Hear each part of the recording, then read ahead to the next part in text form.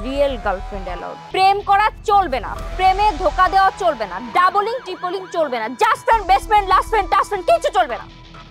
Only real girlfriend allowed. তাও আবার আমার থেকে পারমিশন নিতে হবে? অবশ্যই। আপনি কি আমার সাথে ফাজলামো শুরু করছেন? আপনার কাছ থেকে পারমিশন নিয়ে আমি প্রেম করব? আর কোনো ধরনের ডাবলিং ট্রিপলিং এর মধ্যে আমি নেই। আমার যদি প্রেম করতেই হয় আমি ওর সাথেই করব। এই মেয়ের সাথে প্রেম করলেও তো বিপদ। এই মেয়ের বাবা বলেছে মামলা করে দিবে। মানে? মানে প্রেম করলেও মরবেন, না করলেও মরবেন, ছাকা দিলেও মরবেন, না দিলেও মরবেন, যাই করবেন অপরাধের ফাঁদে ফেলে দিবে। আপনি এখন উভয় সংকটে। বুঝছি। বাবাকে বলে তোমাকে বান্দরবান পাঠানোর টিকিটের ব্যবস্থা করতে হবে। যান যান না, আপনার বাবার থেকে অনেক বড় এমপি সুপারিশের দায়িত্বপ্রাপ্ত অফিসার আমি। আমাকে হটানো এত সহজ হবে না। যাইছে। Yes ma'am. হ্যান্ডকাপ এনেছেন? অবশ্যই। দেখান। এই যে দেখুন কি সুন্দর চকচকে হ্যান্ডকাপ, আপনার হাতে যাওয়ার জন্য না ছটফট করছে। শুধু একটু কুল অপেক্ষায় আছি, যেদিন কুল পাবো সুন্দর করে হাতে এমন করে পরিয়ে দিই। মাইন্ড ইট, জাস্ট একটা ক্লু। এরপর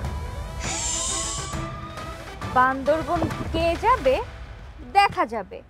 লেটস গো।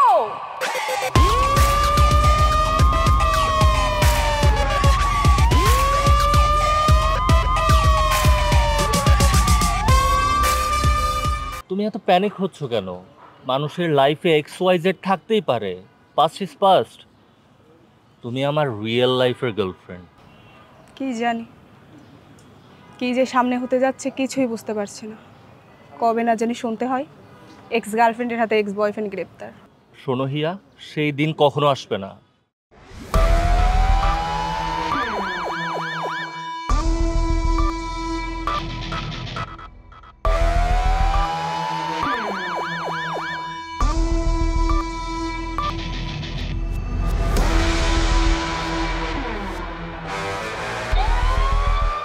তুমি আবার এসছো?